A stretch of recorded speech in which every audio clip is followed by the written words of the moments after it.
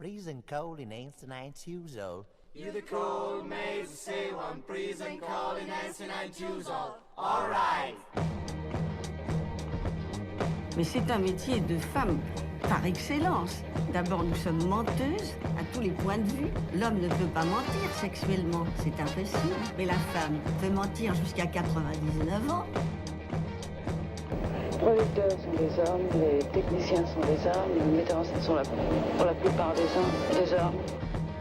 Avec un grand metteur en scène et que c'est vraiment le rôle, je le ferais. Mais sinon, je tiens pas spécialement à me montrer sexy dans les films, non. D'un homme, on dit pas il est mignon, il est charmant, il est gracieux, il pétille. jamais on dit ça.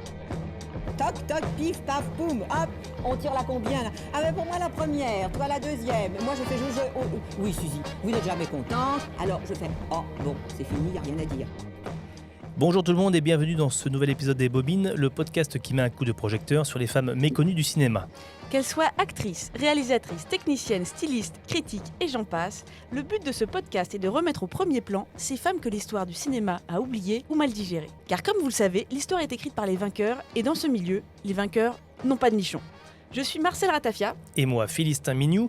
Et nous avons le plaisir aujourd'hui de recevoir Hélène Frappat, autrice, entre autres, de l'essai « Trois femmes disparaissent », mais aussi, et c'est votre actualité, d'un nouvel essai intitulé « Gaslighting ou l'art de faire taire les femmes » aux éditions de l'Observatoire. Bonjour Hélène. Bonjour.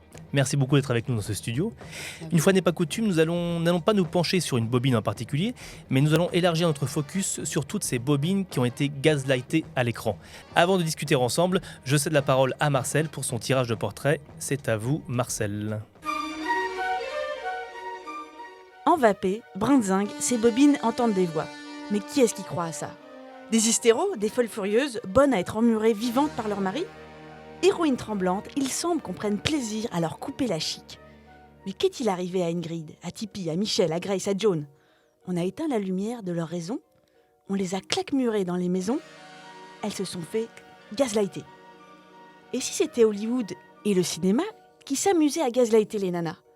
Les bobines dont on cause sont les victimes du gaslighting. Mais au fait, c'est quoi? Alors Hélène Frappat, vous êtes donc philosophe, écrivaine, vous avez écrit des livres pour le cinéma et vous venez de publier donc aux éditions de l'Observatoire Gaslighting, alors ça sera pas facile à le dire pendant tout le podcast. Gaslighting, l'art de faire taire les femmes. Alors justement, pourquoi avoir choisi ce mot difficile à prononcer pour moi? Ce mot de l'année 2022 d'ailleurs. Alors en anglais on dit gaslighting, comme quelqu'un, comme un homme qui me mansplainait mon livre me l'a fait remarquer récemment. Ça commence bien. Moi j'aime bien prononcer gaslighting parce que gas en anglais on fait entendre le mot gaz et gaz en français fait entendre donc ce mot qui est très important dans cette histoire, donc dans ce film de George Cukor qui date de 1944, qui est le remake d'un film anglais. Il y a eu d'abord une pièce de théâtre anglaise en 1938, suivie d'un film anglais. Avec Anton Walbrook, qui est disponible sur YouTube d'ailleurs. Voilà, et c'est assez intéressant de voir la différence entre les deux, parce que le scénario est à peu près le même. Donc ça se passe à l'époque victorienne, à Londres. Et le récit anglais originel raconte une manipulation conjugale, donc un mari qui va manipuler sa femme pour la dévaliser, en fait, et peu à peu lui faire perdre la raison. Cukor, la MGM, rachète les droits, la Metro-Goldwyn-Mayer rachète les droits de ce film qui a été connu aux États-Unis par à Broadway. La pièce de théâtre est arrivée à Broadway. En rachetant les droits, ils rachètent aussi toutes les copies qu'ils détruisent. Ce qui est assez intéressant, puisqu'ensuite, quand Cukor va réaliser le film, certains spectateurs états-uniens qui auraient vu la version anglaise pourraient eux-mêmes être gaslightés par la MGM, qui leur dirait « Mais quel film anglais? Il n'y a jamais eu de film anglais ». Donc, quand Cukor réalise ce film en 1944, pour moi, tout change. C'est-à-dire que, c'est pas seulement que Cukor est un des plus grands cinéastes états-uniens du XXe siècle, mais qui va vraiment faire un coup de génie qui, pour moi, montre la puissance philosophique, justement, et politique. C'est la même chose pour moi du cinéma, c'est-à-dire sa puissance d'anticipation. Il va, à partir de scénarios, certes, absolument, extrêmement bien écrits et très bon dans son style, il va en faire un film absolument extraordinaire encore plus qu'un chef-d'œuvre, hein, dont Cukor évidemment a l'habitude. Hein, il a à peu près fait que des chefs-d'œuvre, Georges Cukor. Mais vraiment un film qui, des décennies après, va être retenu par la bibliothèque du Congrès états-unienne comme un des films qui a marqué l'histoire de la pensée, précisément parce que avec ce film, il va permettre l'invention d'un nouveau mot de la langue états-unienne, donc gaslighting, dont je suis toute la généalogie dans mon livre. Et ça montre d'ailleurs dès le départ comment le cinéma est là, pas seulement, comme on le dit souvent, et d'ailleurs souvent négativement, pour influencer nos existences de spectateurs, mais en fait pour les éclairer à l'avance. Hein. C'est-à-dire que cette histoire de Marie, donc dans le film de Cukor, interprété par Charles Boyer, marié à Ingrid Bergman dans le film, qui est un homme en fait bigame, puisqu'il est déjà marié, un meurtrier, puisqu'il a assassiné la tante d'Ingrid Bergman, qui était une cantatrice mondialement célèbre. Un homme totalement obsédé par les bijoux, pas du tout par les femmes. Hein. Il a zéro attraction, il a plutôt de la répulsion pour les femmes, comme Cukor le montre vraiment très bien. En revanche, il a une attraction sexuelle irrésistible envers les bijoux, et notamment les bijoux de la tante d'Ingrid Bergman, qu'il n'a pas réussi, quand il l'a étranglée, à trouver. Donc, il va épouser la nièce pour trouver les bijoux. Donc ça commence comme ça. Et puis, comment cette manipulation opère-t-elle concrètement ? Elle opère, puisqu'on est à l'époque victorienne, par des lampes à gaz, dont il va baisser, monter la luminosité, afin peu à peu de faire croire, en niant évidemment qu'il le fait, afin de faire croire donc à Paula, enfermée dans cette grande maison de sa tante, la maison des horreurs. On est dans un film d'horreur, c'est probablement le film d'horreur de Georges Cukor d'ailleurs. Et donc enfermée dans cette maison où elle va peu à peu se demander si c'est pas sa raison qui s'obscurcit en même temps que les lampes. Encouragée par son mari plutôt. C'est même lui qui lui suggère qu'elle devient à fur et à mesure qu'elle est folle comme sa mère, etc., etc. Oh Grégory, que se passe-t-il? Paula, je ne voudrais pas te tracasser. Si tu veux remettre les choses à leur place, je ne regarderai pas et nous oublierons ce qui s'est passé. Mais quoi? Grégory, quoi? Je t'en prie, ne te détourne pas de moi. Dis-moi ce qui s'est passé. Tu prétends ne rien savoir? Non, Regarde. Oui, je vois que le tableau a été décroché. Qui donc l'a décroché? Pourquoi a-t-il été décroché? Non, c'est rien. Et pourquoi l'a-t-il été plusieurs fois déjà? Va le prendre où tu l'as mis. Vas-y, immédiatement, je te prie. Remets-le à sa place. Mais je ne l'ai pas caché, je t'en fais le serment. Pourquoi le cacherais-je? Pour quelle raison? Oh non, n'est pas cette air-là. La bonne l'a peut-être décroché. Oh non, non, ne sonne pas, je t'en prie, Grégory, ne m'humilie pas. Oh là, veux-tu, s'il te plaît, dominer tes nerfs? Oh. Allons, assieds-toi. Et calme-toi avant qu'elle n'arrive. Je vais élucider une bonne fois cette histoire grotesque. Entrez, je vous prie, Elisabeth. Ce qui est extraordinaire avec ce film, c'est qu'effectivement, on le connaît, mais, enfin, quand je dis on, les femmes le connaissent, les hommes aussi. Vous allez me dire, c'est un dialogue qui se joue à deux, puisque c'est un dialogue conjugal, hétéronormé, un homme, un mari et son épouse. Un vieux dialogue qui remonte, si on cite le poète John Milton, enfin même avant, mais dans sa critique du mariage chrétien, qui remonte finalement au modèle chrétien du mariage dans le monde occidental, donc de ce qui, pour John Milton, n'est pas une conversation, hein, est un type de relation qui est inégalitaire. C'est pour ça d'ailleurs que la pièce de théâtre originellement se passe à l'époque victorienne, période dont on sait que pour les femmes et les enfants, elle a été un des moments les plus réactionnaires de l'histoire de l'humanité. Donc, Gaslight, lampe à gaz. Quand Cukor fait ce film, le film est tellement puissant, c'est-à-dire que c'est un film tellement qui nous regarde, qui regarde ses spectateurs, et particulièrement ses spectatrices. Hein, vous disiez, on connaît ça. Oui, mais pas tant que ça, puisque soudain, le film va faire un effet de projecteur sur les spectatrices particulièrement. Et à partir de 1948, on voit apparaître dans la langue états-unienne, c'est-à-dire plus précisément, j'en ai suivi la trace. Moi, je suis écrivaine, donc ce qui m'intéresse, c'est le langage. C'est un livre sur le langage. La question du gaslighting, c'est un rapport de pouvoir qui va s'établir, que les hommes vont établir sur des femmes à travers le langage, essentiellement. Ça commence avec un mot. En 1948, des femmes qui demandent le divorce en Floride vont demander à leur avocat de plaider le gaslight treatment en disant qu'elles ont été traitées par leur mari comme Paula, Ingrid Bergman, est traitée par Charles Boyer dans dans le film. Et peu à peu, ce mot va se diffuser dans la culture états-unienne. Il va influencer la psychologie, la psychanalyse, la psychiatrie dans les années 60 et devenir un concept absolument opératoire. Alors, pas en Europe, mais aux États-Unis, permettant de penser notamment des situations de double contrainte. Comment quelqu'un vous dit 2 choses en même temps, par exemple, comment le mari peut, dans le film, à la fois être hyper humiliant tout en prenant un ton très gentil, faire passer un message en permanence contradictoire, ce qui fait qu'elle, évidemment, quand elle lui dit mais elle ne comprend plus rien, peu à peu. Elle ne comprend plus rien, mais pas parce qu'elle est bête, ou pas parce qu'elle est idiote, pas parce qu'elle est folle, mais elle ne comprend plus rien parce que précisément le message est incompréhensible. Oui, il l'enfume. On parle de Alors gaz, moi, mais est-ce que d'enfumage, non? Oui, j'aime pas le mot enfumage qui est employé, j'ai remarqué souvent pour le traduire. Moi, je propose évaporation. Évaporation parce qu'il s'agit de faire disparaître quelqu'un. C'est le but, en fait. Et dans l'évaporation, il y a l'idée du gaz. On est en 1944. Derrière le gaz, il y a les chambres à gaz. Pour moi, c'est une dimension essentielle du film de Cukor. Cukor est juif. Et il y a quelque chose dans ce film, en effet, qui raconte le nazisme, littéralement, et qui pressent un moment, quand il tourne le film et que le film sort, où il ne sait pas encore, lui, et disons les citoyens ne savent pas encore, certains gouvernements le savent très bien, mais ils ne savent pas encore exactement ce qui s'est passé, notamment dans les chambres à gaz en Europe. Mais il y a quelque chose que ce film nous raconte sur la destruction du langage humain à travers un modèle conjugal, mais qui, par un changement d'échelle que le film opère lui-même, parce que c'est un film qui nous montre quel est le lien entre le mensonge et la manipulation, le mensonge et la violence, comme une philosophe comme par exemple Hannah Arendt, que je cite beaucoup dans le livre, le montrera. Donc c'est vraiment un film dont la portée politique est cruciale. C'est-à-dire que la question de la violence conjugale, on ne peut pas l'isoler. On ne peut pas isoler ce qui se passe dans la maison de Gaslight, le film de Cukor, de ce qui se passe en dehors des murs de cette maison.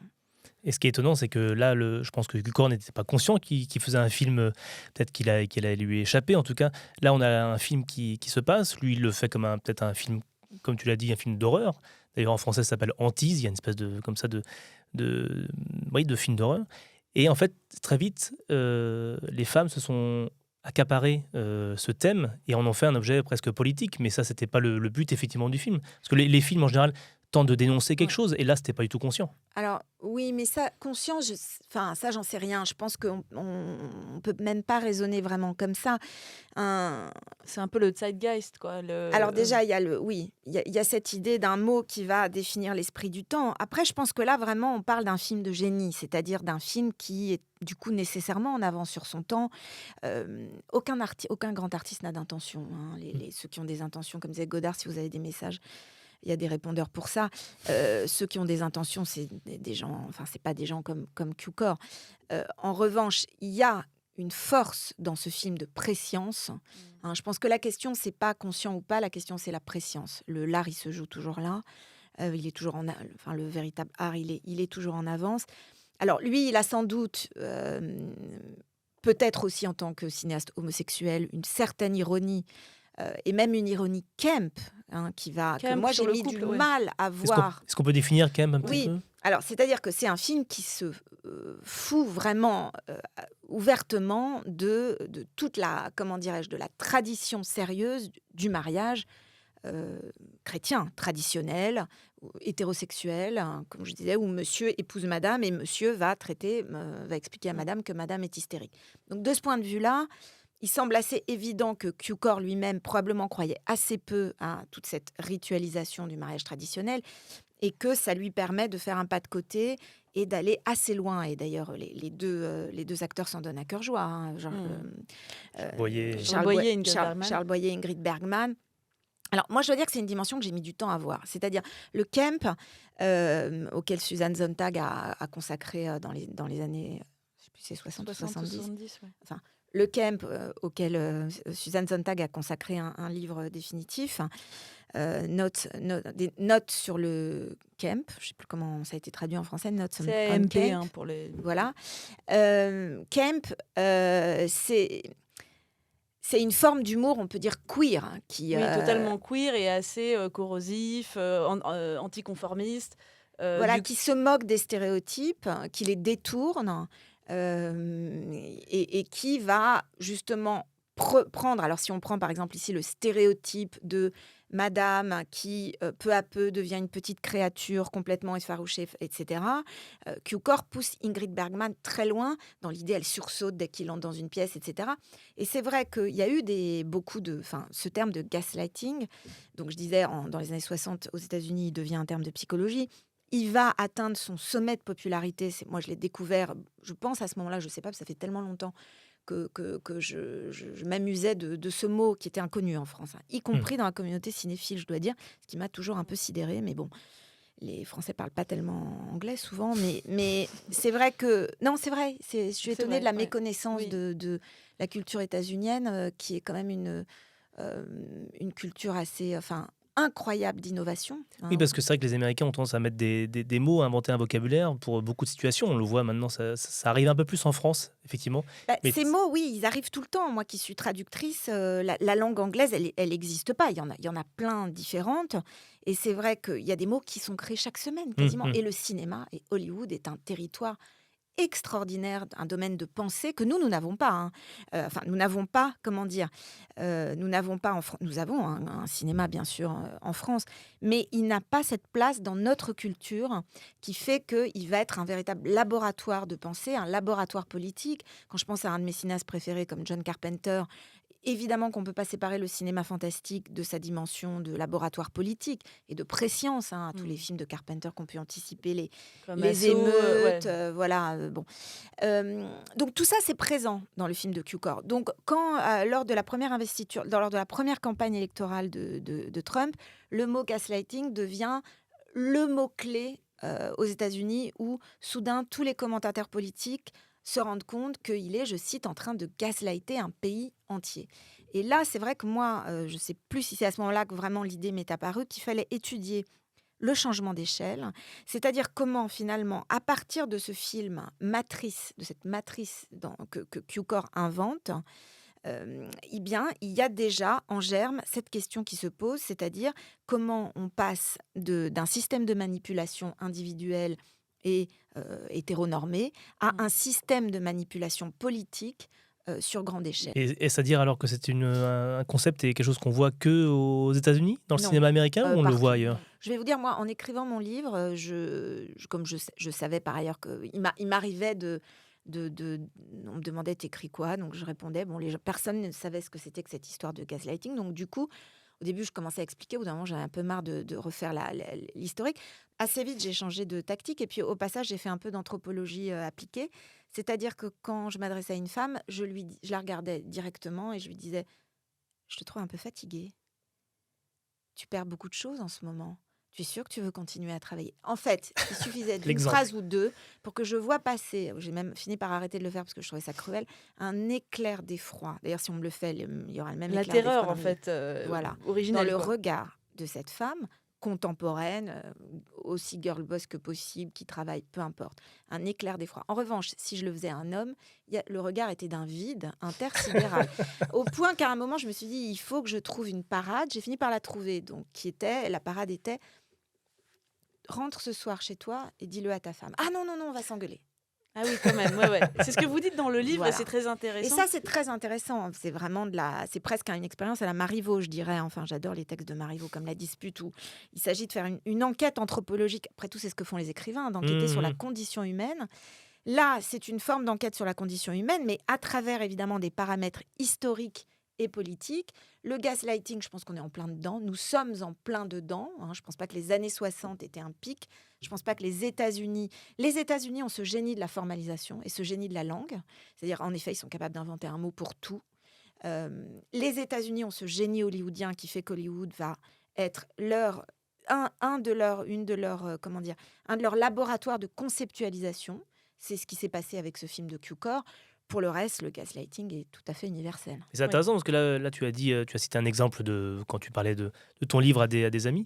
Donc finalement, ça peut marcher entre femmes, ça peut marcher entre hommes. C'est pas forcément un homme fait vers une femme. Ça peut aussi marcher. En fait, la victime, c'est toujours la femme, en tout cas. Non, pas nécessairement. Le modèle est patriarcal et l'expérience, originellement, est une expérience collectif des femmes. J'insiste sur le collectif, puisque dans mon livre, il n'est pas question des exceptions. Je ne m'intéresse pas aux exceptions. Pourquoi ? Parce que les exceptions ne sont pas intéressantes. Dans un livre de... je ne pense pas qu'on puisse fonder, à moins d'être certains théoriciens, plutôt fascistes d'ailleurs, de philo-politique auxquels je ne m'apparente pas, je ne pense pas qu'on puisse fonder un livre de philosophie politique sur l'exception. Là, la question n'est pas l'exception, c'est la norme. Quelle est cette norme que le gaslighting va énoncer ? Donc des exceptions, il y en a plein. Des bons maris, il y en a plein. Des femmes folles, méchantes, il y en a plein aussi. Le sujet n'est pas là. Donc c'est une norme. Après, libre à certaines femmes, libre, je ne sais pas, mais certaines femmes peuvent s'identifier à cette norme. Et de fait, il y a un chapitre dans mon livre qui beaucoup sur la question du négationnisme et sur Giorgia Meloni, l'actuel Premier ministre, Monsieur le Premier ministre, c'est comme ça qu'elle se fait appeler, par décret. Je veux dire, le premier acte que Giorgia Meloni a fait en arrivant au pouvoir il y a un an en Italie, ça a été de faire passer un décret dans lequel elle exigeait d'être appelée Monsieur le Président du Conseil. Donc ça, c'est intéressant. C'est intéressant aussi, évidemment, rapporté à la politique que Monsieur Meloni va appliquer. Donc cette question, encore une fois, elle n'est pas individuelle. En revanche, quand une femme se comporte comme ça, elle s'identifie à une norme patriarcale. Si je savais quelle aliénation, si je savais quelle démence te pousse à ces actes parfaitement inutiles et tout à fait stupides... Grégory, est-ce que tu insinues que je suis folle alliée ? J'essaie avant tout de me persuader du contraire. Mais tu le penses et tu n'as cessé de m'en convaincre. Chacun de tes gestes tend vers cela depuis que... Depuis quoi ? Depuis le jour où j'ai égaré ta broche. C'est ce jour-là que tu as commencé ? Non, c'est bien avant ce jour-là. Tu as commencé le jour où j'ai trouvé cette lettre. Est-ce que le gaslighting, c'est une manière insidieuse et pas tellement brutale de dire aux femmes tu es fatiguée, donc tu dois te comporter de telle manière que tu fasses une prison autour de toi, un cocon autour de toi, et que ça, c'est quelque chose, je reviens au cinéma, qu'on voit beaucoup à Hollywood, puisque les injonctions faites aux femmes sont extrêmement lourdes, et que ça a joué dans l'évolution des rôles.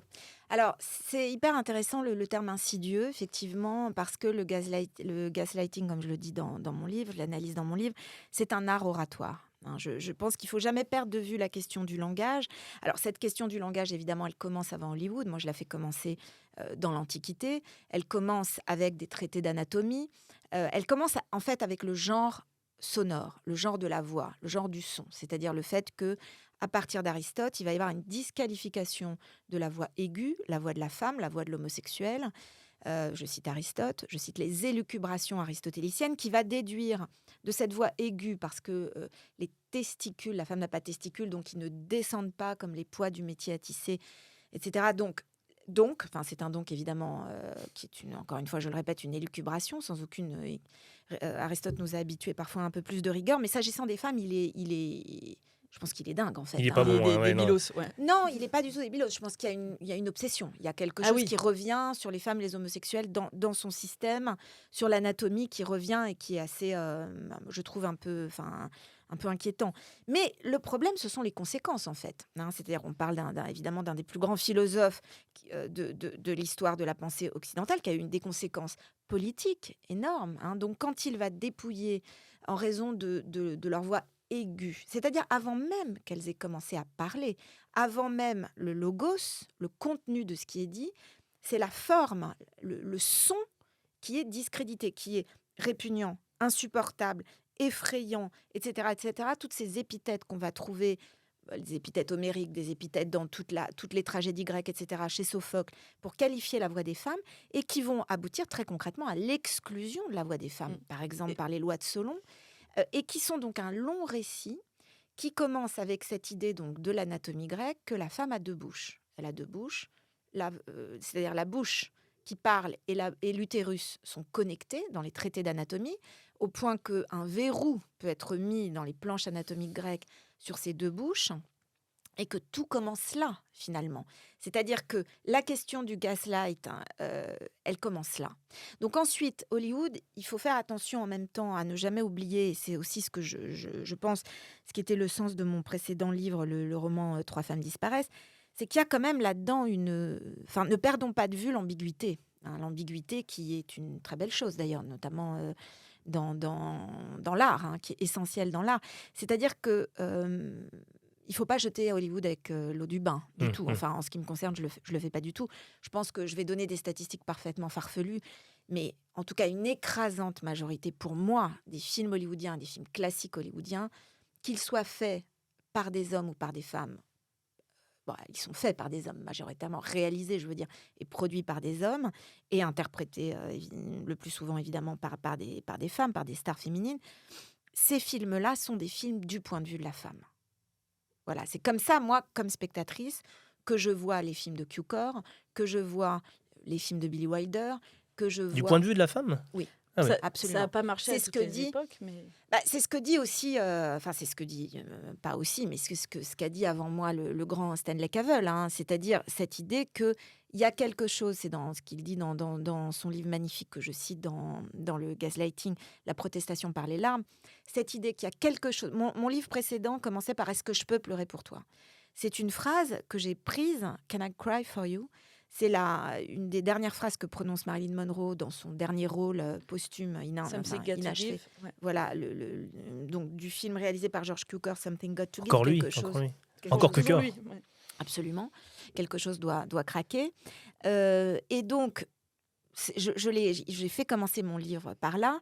Et je me suis rendu compte après, d'ailleurs, que c'est exactement la matière de la tragédie grecque. Hein, cette idée que c'est une tragédie faite des larmes des femmes qui sont par ailleurs exclus de la scène. Hein. On sait que à l'époque grecque, c'était des hommes qui montaient sur scène habillés en femmes. Pour autant, ces larmes des femmes, les larmes d'Antigone, les larmes de Cassandre dans les tragédies d'Échille, etc., elles y sont.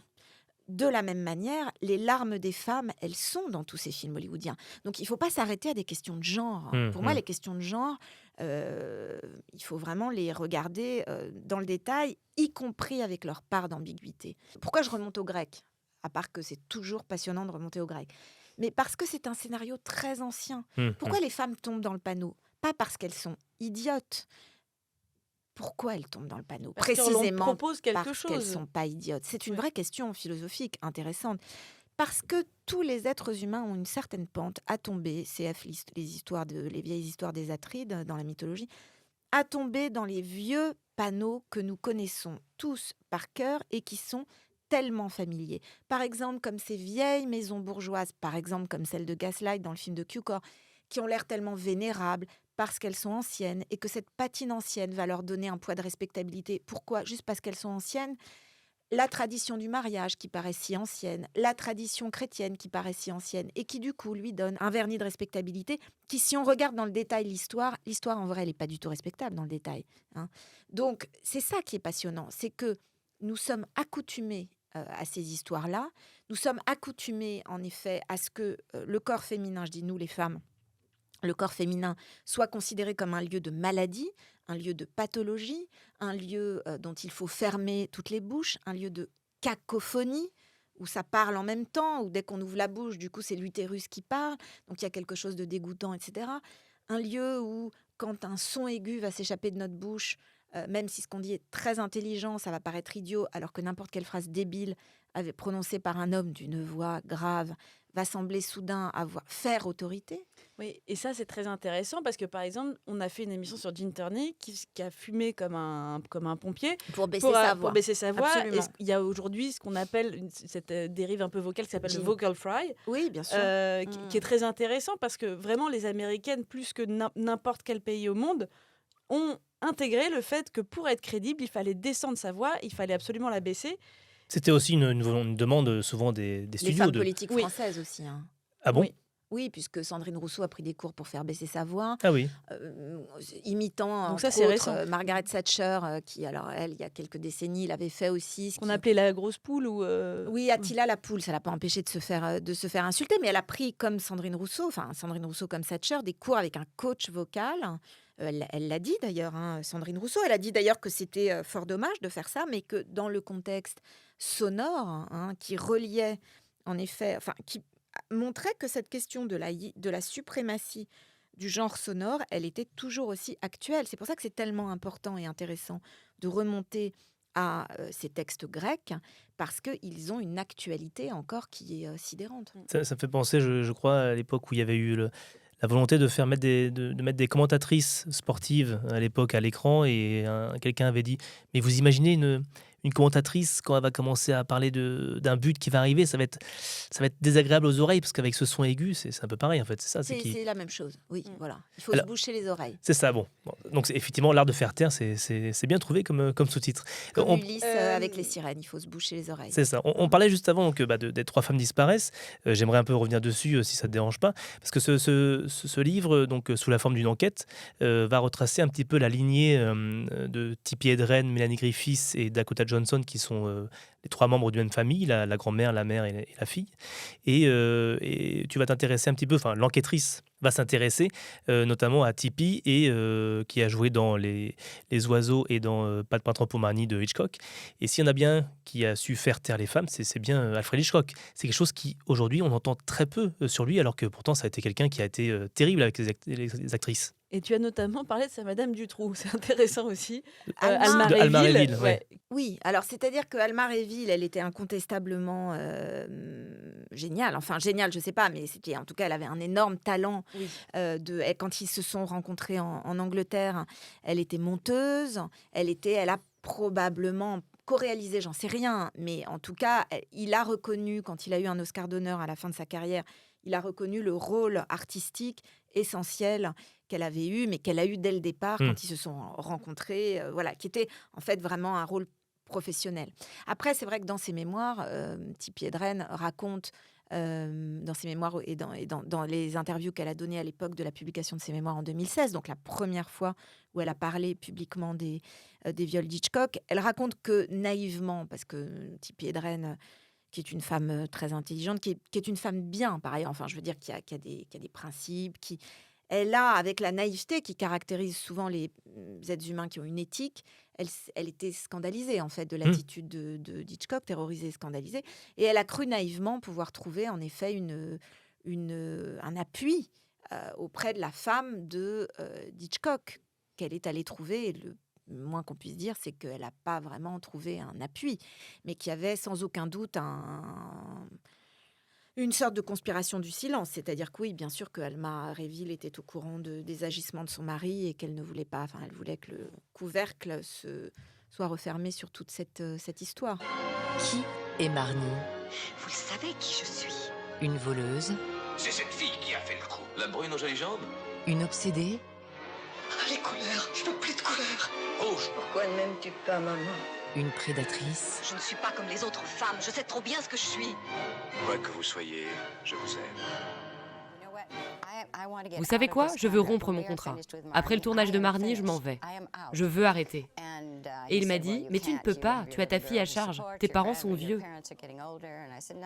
Et je lui ai dit qu'aucun d'entre eux ne voulait me voir malheureuse. Il vous a répondu quoi? Il a dit, je vais ruiner ta carrière. Et je lui ai dit, faites ce que vous avez à faire et je suis partie. Et il a ruiné votre carrière? Oui, il l'a fait. Oui, J'ai vu un documentaire récemment sur Alma Réville, la femme de l'ombre de Hitchcock. Le documentaire qui est passé sur Arte, qui passait entièrement tout ça sous silence. Le commentaire précise, Tippi Hedren semble avoir eu des soucis avec Hitchcock, aucune autre actrice ne s'est jamais plaint. C'est le commentaire. J'avais vu ce documentaire que j'avais trouvé incroyablement paresseux. Est-ce que cet aveuglement, est-ce que c'est monnaie courante dans le cinéma classique? Moi, c'est mon sentiment. Moi, je pense que, ce documentaire, en l'occurrence, était vraiment, méthodologiquement, ça manquait beaucoup de travail. J'avais été un petit peu sidérée de voir ça. Donc Alma Réville était parfaitement au courant. Et la formulation qui disait que Tippi Hedren avait une mauvaise relation avec Hitchcock était une formulation parfaitement scandaleuse et tout à fait stupide dans la mesure où il n'y a jamais eu de relation entre Elle a dû signer un contrat. Le problème, c'est qu'elle était la propriété exclusive pendant 7 années de cet ogre et de ce despote et qu'il n'y a aucune relation n'a jamais existé. Encore une fois, moi, mon travail d'écrivaine, c'est d'être attentive aux mots qu'on emploie. Et quand quelqu'un n'emploie pas le bon mot, il va déformer, voire nier la réalité. C'est pour ça que c'est tellement important et que sans doute notre époque est maintenant très sensible à cette question des des mots qu'on emploie. Alors après, la question c'était Non, sur est-ce que c'est Hollywood en monnaie général. courante dans le cinéma? Parce que l'aveuglement sur les grands maîtres du cinéma, ça fait que Woody Allen est défendu par un tas de gens qui disent il a jamais rien fait, présomption d'innocence, machin. Depardieu, c'est pareil. Luc Besson, c'est pareil. Polanski, c'est pareil. C'est quelque chose qu'on a l'impression qui existe dans tous les milieux, mais dans le cinéma, c'est plus voyant. Et cette inégalité est très pénible à regarder. Alors, je pense que c'est pas du tout un hasard si le phénomène MeToo a émergé dans le milieu hollywoodien. À l'époque, certains et certaines même avaient ironisé en disant ces stars hollywoodiennes, de quoi elles se plaignent, elles sont pas caissières au supermarché, etc. Sans vouloir voir que Hollywood, a fortiori, c'est un agrandissement. C'est-à-dire que, effectivement, moi, ce qui m'intéressait dans le destin de Tippi Hedren, de sa fille Mélanie Griffiths et de sa petite fille Dakota Johnson, c'est qu'elles font en grand ce que font toutes les femmes, mais qu'en fait, elles font en grand ce que font tous les êtres humains. Sur un écran de cinéma, on a un agrandissement de la condition humaine, y compris du visage humain, y compris dans ce que ça peut avoir de terrible pour une actrice d'ailleurs, ou un acteur, de voir son visage agrandi à la taille d'une divinité mythologique. Et il s'agit d'ailleurs aussi, dans Trois femmes disparaissent, d'une tragédie grecque de ce point de vue-là. Et de mythologie au sens de sacrifices humains qui vont être donnés à travers ces stars, sachant que le regard des prédateurs, ça peut être aussi celui des spectateurs. Alors, Hollywood, en même temps, encore une fois, voyons toujours l'ambiguïté. Ne lâchons jamais l'ambiguïté, parce que ce qui est essentiel dans cette histoire de MeToo, c'est que c'est dans ce lieu-là que l'histoire a éclaté, parce que c'est un lieu révélateur, exactement comme dans l'histoire du gaslighting. C'est un laboratoire politique qui est donc en avance toujours sur son époque. Donc effectivement, dans un milieu artistique où les enjeux de pouvoir et les enjeux financiers, les deux étant directement connectés, sont énormes, les rapports de pouvoir et les abus de pouvoir vont être agrandis. Et on l'a vu avec le cas de tous les cinéastes que vous citez. Après, c'est complexe parce que si on prend par exemple le cas de Polanski, actuellement, Polanski qui a été un très grand cinéaste, je pense que maintenant ses films sont devenus incroyablement mauvais. Mais si on prend un film comme Rosemary's Baby, c'est un des plus grands gaslight movies, ce que j'aime. Moi, j'ai introduit cette catégorie du gaslight movie de tous les temps. Et je pense que c'est un film où on voit d'ailleurs quelque chose qui n'a jamais été étudié, ça m'a toujours beaucoup étonnée d'ailleurs, qui est quelque chose de la vérité de John Cassavetes en tant qu'individu et en tant que mari. Je pense que c'est oui, je pense que ça se voit. J'ai pas des révélations à faire là-dessus. J'ai des yeux pour voir. Je vois ça. Je vois que c'est aussi le sujet du film. Je vois que c'est pour ça qu'il le prend. Et je vois qu'il y a quelque chose dans ce film qui est déjà, qui porte en germe déjà toute l'affaire qui va éclater ensuite, mais qui est une forme d'autoportrait cruel et lucide. Donc c'est ça qui est très intéressant aussi. Si on prend un film comme Marnie, qui est un des films, donc le deuxième film que Tippi Hedren réalise avec Alfred Hitchcock. C'est un film, pendant le tournage de Marnie, il va essayer de la violer. Les deux, je pense que ça n'a pas de sens de dissocier les deux tels qu'elle le raconte, et elle ne veut pas tout raconter, donc il faut lui laisser à elle sa formulation. Mais donc elle vit un véritable enfer, elle manque, comme sur le tournage des Oiseaux d'ailleurs, d'y laisser littéralement la peau, de crever sur ce tournage. Et c'est un film donc qui, quand Hitchcock commence Marnie, il exige une scène de viol. Il veut qu'il y ait une scène de viol dans cette histoire de kleptomane traumatisé par les viols que sa mère prostituée. Je rappelle que les prostituées peuvent aussi se faire violer par leurs clients, ce sont aussi des viols. Donc, dans certains cas, donc cette jeune fille traumatisée par les viols qu'a subi sa mère et qui va être contrainte d'épouser un homme qu'elle ne veut pas épouser, qui va donc la violer, un homme interprété par Sean Connery, dans peut-être la pire scène de viol, je pense, de l'histoire du cinéma. Hitchcock veut cette scène. Il ne l'obtient pas de son cinéaste, il ne l'obtient pas de son scénariste masculin, qui refuse de l'écrire en fait. Donc il insiste. Et puis finalement, le scénariste lui dit: non, écoutez, je veux pas écrire cette scène parce que je trouve que ça rend le personnage masculin antipathique. Bon, je pense que c'est une des phrases les plus bêtes que j'ai entendues de ma vie, mais elle est vraiment hilarante. Donc c'est sûr que une scène de viol, c'est pas destiné à rendre un personnage Non, pas sympathique. trop. Voilà. Donc Hitchcock dit ok, tu dégages, il le vire, et là il embauche une femme scénariste, absolument féministe, et il lui dit je veux une scène de viol. Elle dit bah évidemment qu'il vous faut une scène de viol, pas de souci, je vous l'écris. Et elle écrit cette scène qui est atroce. Et quand on regarde en tant que spectateur le film Marnie n'est pas un film qui place le spectateur en position de prédateur. Il place le spectateur dans la position de cette femme qui se fait violer. Film réalisé par un violeur. C'est ça la question de l'ambiguïté. On ne peut pas la lâcher. En tout cas, moi, je ne tiens pas à la lâcher. Peut-être qu'elle dérangerait, cette question de l'ambiguïté. Mais je pense qu'elle est essentielle. Alors après, évidemment, elle se joue pas du tout dans un tribunal. Hein. C'est-à-dire que les actes qu'a commis Hitchcock, Ça n'a rien à voir. clairement, aurait dû, si il y avait eu plainte, aurait dû, selon moi, en tout cas, je sais pas, aurait dû l'envoyer en prison. Ou en tout cas, aurait dû l'envoyer devant un tribunal qui aurait jugé de ses actes selon les règles de la justice humaine. Et malgré Là, tout, encore aujourd'hui, on minimise tout ça et on dit... certains films sont des films qui peuvent être des films dégueulasses. Hein. Si on pense à un gaslight movie perverti par David Fincher comme Gone, qui est un film que je trouve... Gone Girl. Oui, Gone Girl, pardon. Gone Girl, qui est un film que je trouve personnellement assez dégueulasse, qui va prendre le genre du gaslight movie pour en faire une espèce de truc ricanant, totalement misogyne, en inversant. Évidemment qu'il y a des femmes qui sont folles et qui sont méchantes, blablabla. Bla, bla, bla. Mais là, il prend un archétype, il sait très bien qu'il prend le gaslight movie, et il le pervertit. Et il met le spectateur dans cette position de ricaner, avec un ricanement misogyne de droite. Bon, ça... Pour le coup, c'est un autre type d'ambiguïté, mais on doit en permanence jouer avec... Enfin, c'est la question de la position du spectateur, de la liberté que nous donne un film, de nous positionner, de l'éthique que va nous donner ce film, justement, dans cette liberté de regarder, de réfléchir à ce film sans nous embarquer, sans nous manipuler, sans nous gaslighter, nous, en tant que spectateurs. C'est ça les questions essentielles que pose le cinéma pour moi. Moi qui aime bien, je n'ose plus maintenant le regarder. Je vais le regarder différemment maintenant, parce que moi je l'aime bien ce film. Mais... Film de droite. Ah oui. J'ai jamais vu, moi. Peut-être que je suis de droite alors, c'est possible. Bon, Ouais, voilà. Tu vas le découvrir en...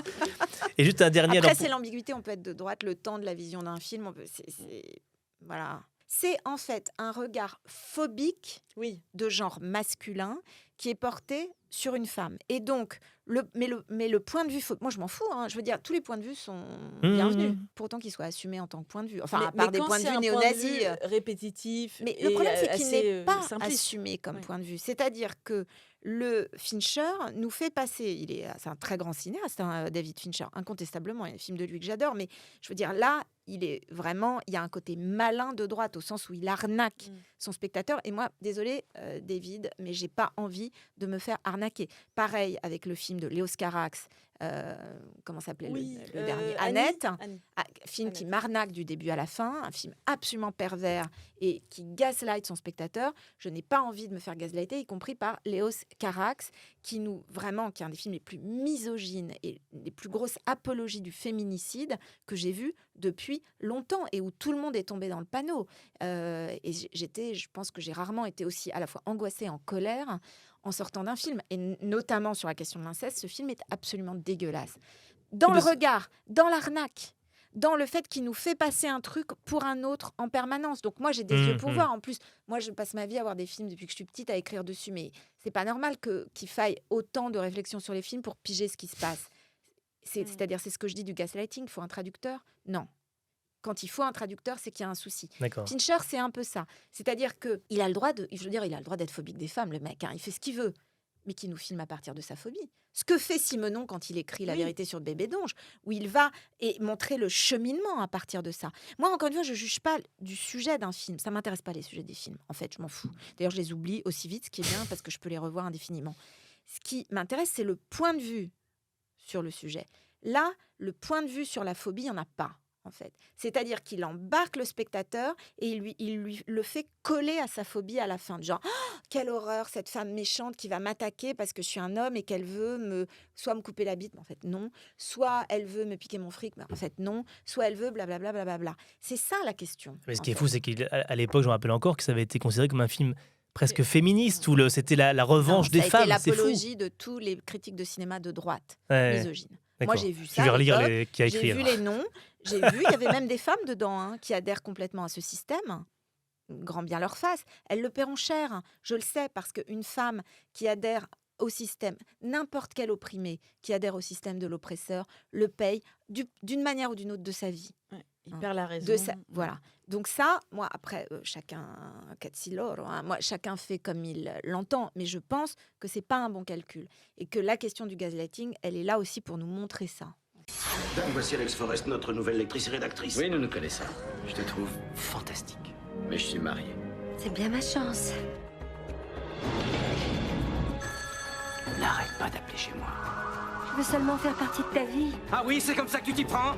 Si tu parles à ma femme, je te tue. Ne veux pas détruire ma famille. C'est rare qu'on adopte, à part dans les films Kemp, le point de vue de la folle furieuse, comme on dit. Et je pense qu'il y a par exemple eu cette vogue dans les années 90 des thrillers érotiques qui a culminé avec Liaison fatale. Bien sûr. Où Glenn Close est a priori un personnage au début du film sympathique. Elle a l'air intelligente, elle bosse, elle est bien sapée, elle a une elle a l'air carrière. sympa, elle a une carrière.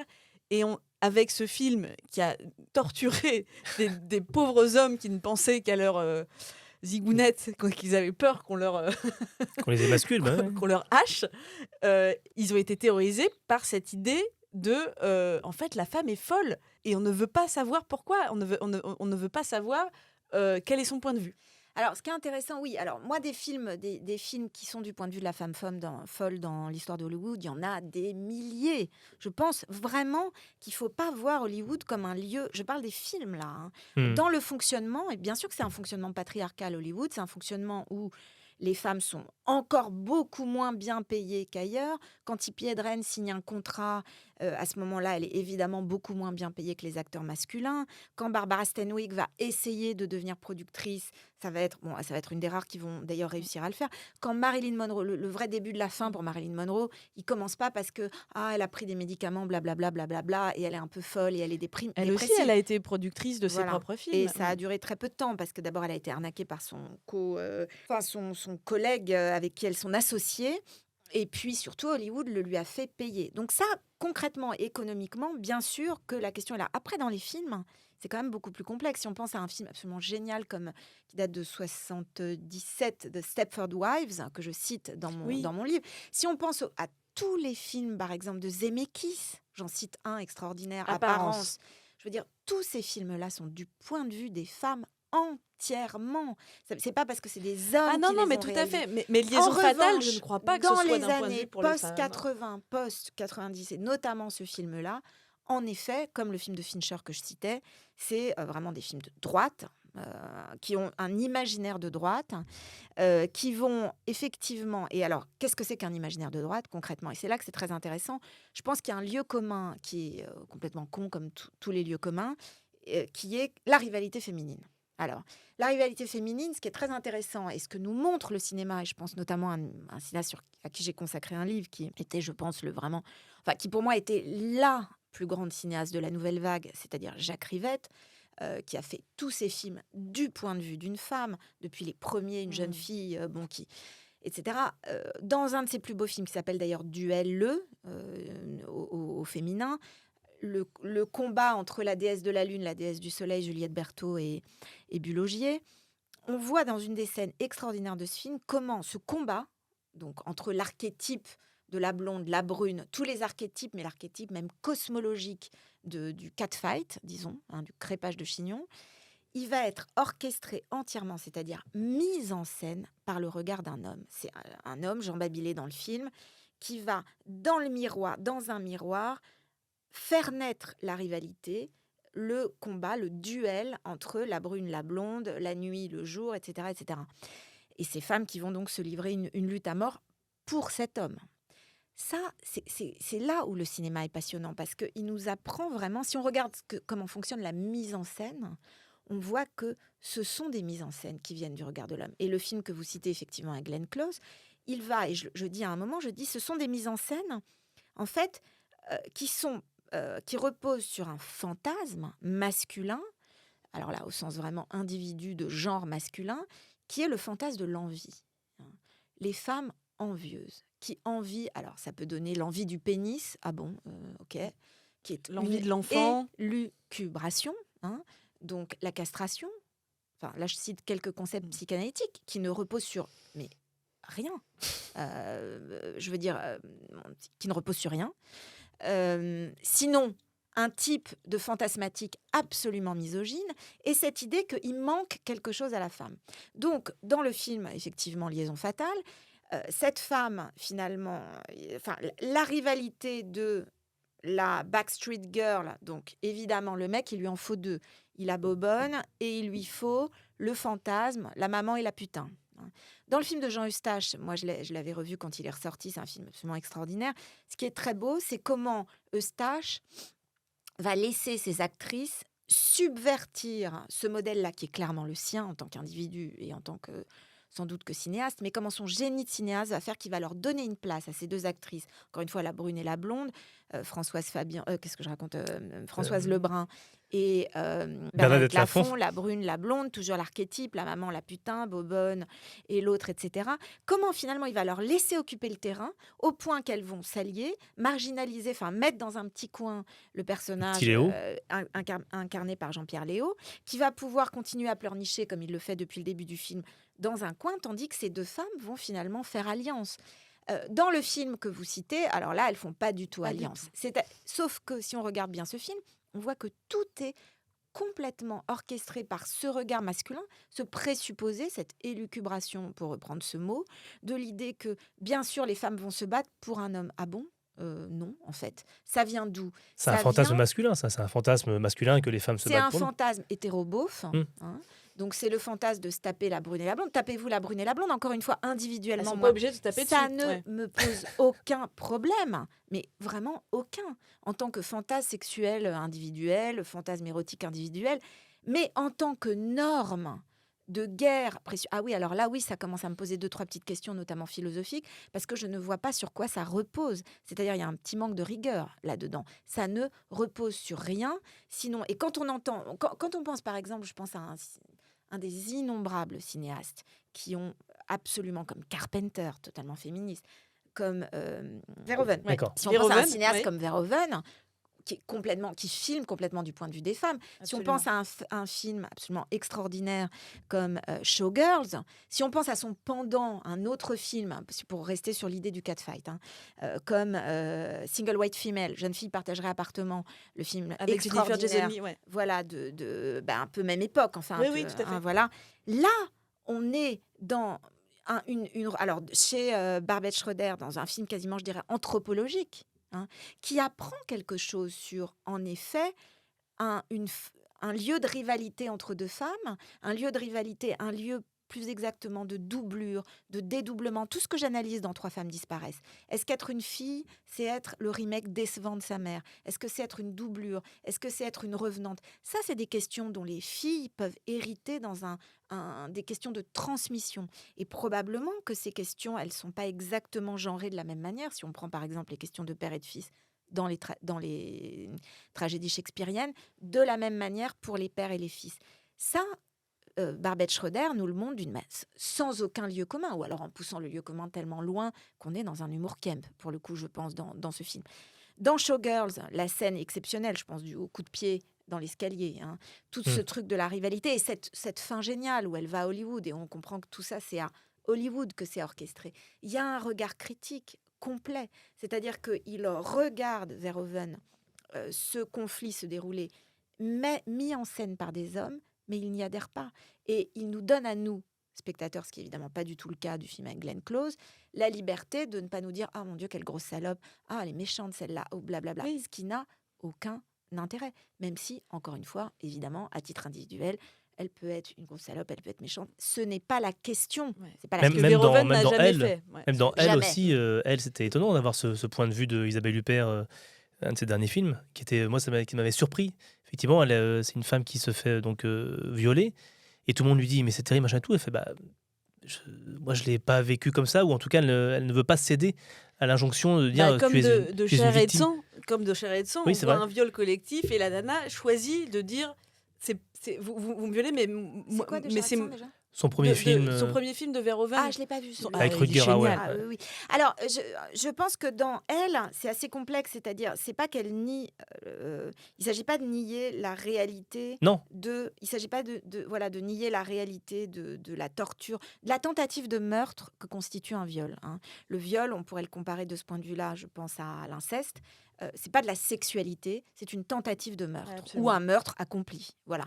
Donc il se joue ça, et malheureusement encore aujourd'hui, et beaucoup d'hommes pour le coup confondent inceste et sexualité, confondent viol et sexualité. Ça n'a aucun rapport. C'est une entreprise de destruction. C'est meurtre. pas une petite culotte qui va faire la différence. Ouais. Donc dans le film de Verhoeven, effectivement. C'est pas en fait toute la question elle se joue entre réalité et fantasme. C'est l'espace du fantasme que le personnage interprété par Isabelle Huppert dans le film revendique comme étant le sien et dans sa liberté fantasmatique. Ça ne dit rien sur il s'agit pas de dire mais c'est bon, ça va, c'est pas si dur, et puis toutes les femmes on peut être une femme violée, une femme puissante, blablabla, et alors là on tombe vraiment dans des trucs qui peuvent être qui sont tout à fait des phrases ignominieuses en fait, et surtout qui à titre de généralité sont inentendables. C'est mauvais. Ouais. Donc voilà. Donc encore une fois, c'est pour ça que je disais tout à l'heure que là, pour moi, il y a vraiment une majorité de films, y compris réalisés par des hommes, qui sont entièrement du point de vue des femmes. Oui. Pourquoi ? Parce que le cinéma, depuis son origine, c'est une entreprise de féminisation. Ceux qui ne l'ont pas compris n'ont rien compris au cinéma. C'est ce que disait Cary Grant, il disait un acteur, c'est une actrice. Et c'est ça la question. Et il ne le disait pas en tant qu'homosexuel, par ailleurs relativement planqué. Il le disait parce qu'il avait parfaitement compris ce que c'était que l'essence même, cet art de l'apparition-disparition qu'est l'art de l'acteur, qui est un art qui féminise. Et est-ce que alors, le gaslighting, au fil du temps, ça me nuit selon toi ? Est-ce qu'on à force d'en prendre conscience, c'est moins présent ? Il faudrait déjà commencer par en prendre conscience. Oui, tu penses que c'est encore tard, ouais. Je pense que, ça me nuise pas. 2, qu'on est dans une période d'explosion totale. D'autant plus que moi, je relis, comme je le disais, la question du langage, elle est très importante. Et donc, la question de la manipulation insidieuse, comme tu disais, par le langage, cet art de la tromperie, cet art des fake news en même temps, cet art de mentir en pervertissant un type de raisonnement, etc. Je pense qu'on est en plein dedans, politiquement. Oui, ça a dépassé le cadre du cinéma et tout ça, et de la culture, et ça pollue maintenant partout. Le cinéma anticipe. Oui. En fait. Le cinéma nous a montré quelque chose. Voilà, il nous a montré, pas grand monde ne l'a vu. La culture états-unienne, peu à peu, s'en est emparée. C'est vrai que moi, mon livre, c'est le premier livre qui en fait un concept. Il n'y en avait pas, en fait, même aux États-Unis. Il y a eu des textes de psychologie là-dessus, etc. Mais pas cette idée de le formaliser comme un concept, et sans jamais perdre de vue que vraiment, c'est un concept qui vient d'Hollywood. Et que, voilà, encore une fois, je le répète, c'est un laboratoire d'élucidation et d'émancipation qui a encore des choses à nous dire aujourd'hui, parce que nous sommes vraiment à une période de gaslight, mais maximum. Et ça n'est que le début, d'autant que on voit bien, et on le voit, y compris dans tous les conflits politiques qu'il y a dans le monde actuellement, que l'arme essentielle de ces conflits, c'est le négationnisme. Or, le négationnisme, c'est juste la forme la plus extrême du gaslighting. En tout cas, c'est ce que je montre dans mon livre. C'est la forme la plus extrême de la destruction par le langage, puisque le but, encore une fois, c'est de détruire. Mais pas de tuer directement. Si on était juste dans un thriller où un homme tue sa femme, il y en a eu plein. Oui, en fait, ce serait beaucoup plus court. Voilà. Il la tuerait, point. Non. D'ailleurs, il a tué la tante. Il la tue pas. Il va peu à peu faire en sorte qu'elle s'éteigne et qu'elle devienne une morte vivante, qu'elle devienne, comme tu disais, en effet, cette folle au grenier. Et qu'elle s'autodétruise, en fait. Et puisque ça peut passer, bien entendu, aussi par des formes de ce que j'appelle l'auto-gaslight, où il va y avoir une intériorisation de « je suis fatiguée, je suis folle, je suis hystérique, je suis malade, etc. etc. Je n'arrive même plus à finir une phrase, ce que je dis est complètement idiot, je n'ai pas de légitimité dans ma parole, etc. » Jusqu'à une forme d'auto-évaporation. Voilà! My yellow roses, my daughter. Darling, turn that down, please. I can offer you a comfortable home, a sunny garden, a congenial atmosphere, my cherry pies. Well, we haven't discussed how much. Oh, something nominal. Let's say 200 a month. Yes, that's very... including meals and late snacks, Yes. etc. That's very reasonable. Well, it's very nice. Récemment, il y a eu un livre sur Lolita de Nabokov, et j'ai une collègue et amie qui s'appelle Zoé Sfez qui avait déterré le moment où Nabokov dit ce qu'on ne voit jamais au cinéma. Attention, Humbert, c'est lui, l'agresseur. Il dit même qu'il est nazi. Oui, et il a employé ce mot. Oui, en Nabokov fait, est très lucide, oui. il y a eu 2 adaptations du film, dont une par Kubrick, et ça n'est pas du tout ce qui est au cinéma. Lolita, c'est incontestablement un des plus grands malentendus de l'histoire de la littérature. Après, 100% des succès se font sur des malentendus, donc tant mieux pour, ça n'empêche pas le succès. Pour Nabokov, qui est un de mes écrivains préférés. J'adore Nabokov, j'adore ce livre. Il va de soi pour moi, encore une fois, qu'il y ait des yeux pour voir que il n'y a aucune ambiguïté dans le texte de Nabokov. C'est-à-dire que Nabokov, et à un moment, moi je me disais, il a dû être, lui qui était une personne d'une intelligence assez inouïe, il a dû être vraiment déprimé par la bêtise humaine. Et apparemment, il a dû été. à un moment, dire carrément, c'est un nazi. Il a dû dire ça, ce qui est évident quand on lit le livre, qu'on est du point de vue, pour le coup, d'un système d'oppresseurs totalitaire. Et c'est un livre, pour le coup, si on reprend mon concept de gaslighting, qui montre bien que, et dans l'esprit de Nabokov, il l'a dit clairement, qu'il y a une continuité entre le totalitarisme, qui est celui de l'inceste ou de la pédophilie, et puis un totalitarisme à plus vaste échelle, puisqu'il qualifie son narrateur, à juste titre, de nazi. Et donc cette petite fille, cette petite adolescente entièrement prisonnière. Après, des cinéastes dont Kubrick, que je n'aime pas, à part Eyes Wide Shut, qui est un film que j'aime beaucoup, les autres films de Kubrick, je ne les aime pas du tout, il a projeté son propre regard dégueulasse sur Lolita. Ou plus exactement, je vais vous dire, il n'a pas projeté son regard dégueulasse, il a projeté la froideur de son regard. Je pense que ce qui est passionnant chez Nabokov, c'est que c'est quelqu'un qui a une forme de froideur, comme un Henry James, qui est celle de l'entomologiste, mais qui va avec un génie de l'empathie. Il n'y a pas de grand écrivain sans empathie. C'est le principe, je disais, nous sommes des enquêteurs sur la condition humaine. Pour ça, il faut de l'empathie, sinon, ça n'empêche pas d'être un salaud dans la vie. C'est complexe, toutes ces questions-là. Mais s'il n'y a pas d'empathie pour le personnage, c'est nul. Ça va être que du jugement, ça va être des banalités. Là, l'empathie de Nabokov pour cette petite fille, elle est absolue. Après, il a ce génie de pouvoir entrer entièrement dans la tête de cet homme, et comme Simenon, d'avoir le courage d'affronter la noirceur. Et moi, j'admire ça, parce que comme écrivain, plusieurs fois, je me suis dit, mais je sais pas si j'arriverai à ça. C'est quelque chose, il faut dépasser toute forme de narcissisme. Il faut dépasser toute forme de psychologie et de pour le coup, de moralisme, du genre, moi, je suis gentil et eux sont méchants. Il faut aller dans cette noirceur-là, mais il n'y a aucune ambiguïté. C'est-à-dire que le point de vue de Nabokov n'est pas ambigu. C'est pour ça que c'est un livre extraordinaire, parce qu'il y a une éthique du début à la fin qui protège son lecteur. Le lecteur est protégé. C'est très intéressant d'ailleurs, parce que du coup, les films, les adaptations, on en revient un peu à ce que tu disais sur Glenn Close, non seulement ils vont aller dans un regard dégueu, un regard de désir pédophile et incestueux sur une petite fille, mais en plus, ils vont aller dans un regard, et c'est connecté d'ailleurs, c'est connecté dans la pathologie pédophile, dans un regard comme on le voit ça avec Matzneff, qui le revendiquait, de répulsion de la femme soi-disant mûre, c'est-à-dire en vrai, calmons-nous, de la femme adulte. C'est-à-dire sexualisation de la petite fille, de l'enfant, répulsion à l'égard de la femme adulte, c'est-à-dire de la femme, parce qu'à ma connaissance, la sexualité est censée s'exercer de manière consentante entre 2 adultes, et après les gens font ce qu'ils veulent. Encore une fois, éclatez-vous, c'est pas le sujet, du moment que c'est adulte consentant. Donc là, à chaque fois, et c'est un peu comme dans La Nuit du chasseur, ce film extraordinaire, on voit comment le personnage de la mère se fait buter, avec... Alors, et il le montre, Nabokov, comment il y a quelque chose, il y a une double haine, en fait. Il y a une haine qui s'exerce envers la petite fille, puisqu'il s'agit de la détruire, dans cette pédophilie et cet inceste, puisque je le rappelle notamment à Woody Allen, le beau-père, il n'y a pas de différence entre... Et je le rappelle aussi à Catherine Breillat, d'ailleurs, au passage, pour son dernier film parfaitement dégueulasse, mais il n'y a pas de différence dans la loi entre... Un père et un beau-père, oui, c'est la un même père, chose. un beau-père, une belle-mère et une mère. Il s'agit d'inceste dans les deux cas. Donc, la question, encore une fois, c'est le point de vue. Et le point de vue de Nabokov, c'est un point de vue humaniste, en fait, pour le dire clairement.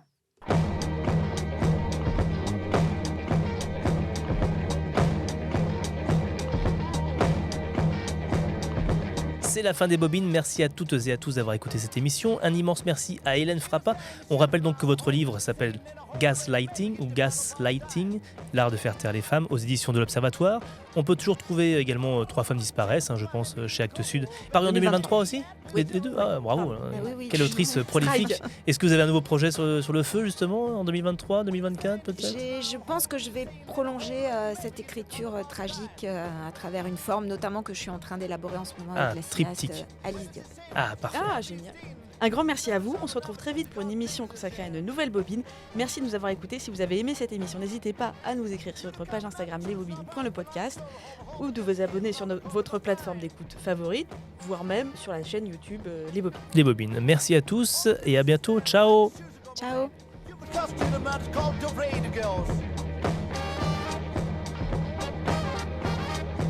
Something.